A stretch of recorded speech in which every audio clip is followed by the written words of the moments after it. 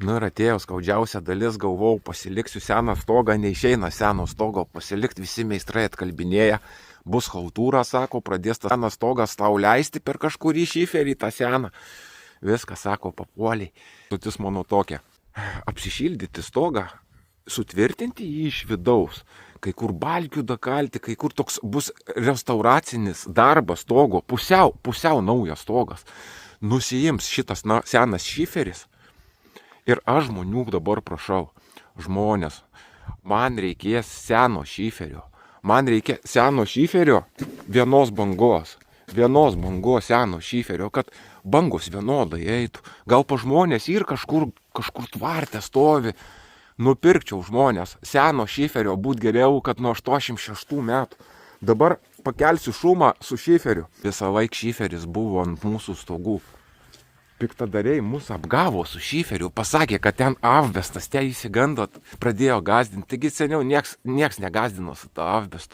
Belia kokių dulkių žerki nosį tau bus nuodinga. Gal ir tos dulkyties avbesto, bet kada jis stovi šiferis neliestas, tas avbestas visiškai nenuodingas. Jūs prigazdino, kad čia yra avbestas ir visi įsigando šiferio. Vaikystės bombioškė. Vaikystėje mes įdeginom, mes įmėtėm, mes varlytės, visur šiferis, visą vaikystę buvo. Ir nieks nenumirė, nei vienas žmogus nenumirė. Jūs apgavo dėl to šiferio, paėmė patį vertingiausią produktą, patį pigiausią produktą ir kad prakiš savo nesąmoningas. Sako, kad tik po 20 metų simptomai pasireiškia.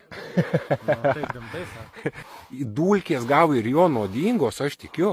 Nes imtų belia kokias, betono dulkės, išbetonavo tų dulkių, griebki nosį ir irgi sveikatai blogai. Čia atseit aštrios tokios minės smulkios. Jo, tai jį laužydavom, ką tik iš šiferio nedarydavom. Ir avbestas tas jūsų man iš vis nenuodingas. Iš neibiškio, aš visą vaikystę mes pražaidę. Su šiferiu, šiferį meti į laužą, bam, sproksta iš šiferio, darai varlytę, žaidi, ką tik nedarė iš to šiferio.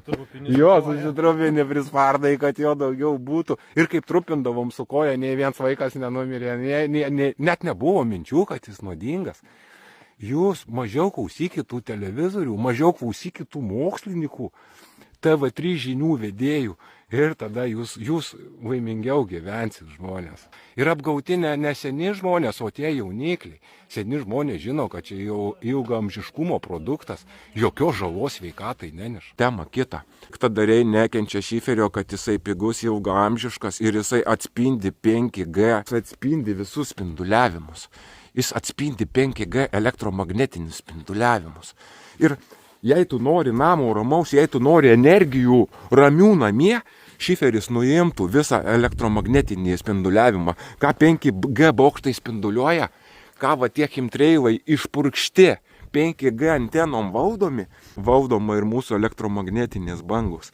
Ir va šitas šiferis senovinis, rakštis slaptom organizacijom. Ir jos visur pradėjo uždraudinėti tą šiferį dėl elektromagnetinio spinduliavimo, kad jis ilgaamžiškas ir gerai labai apsaugo elektromagnetinį spinduliavimą.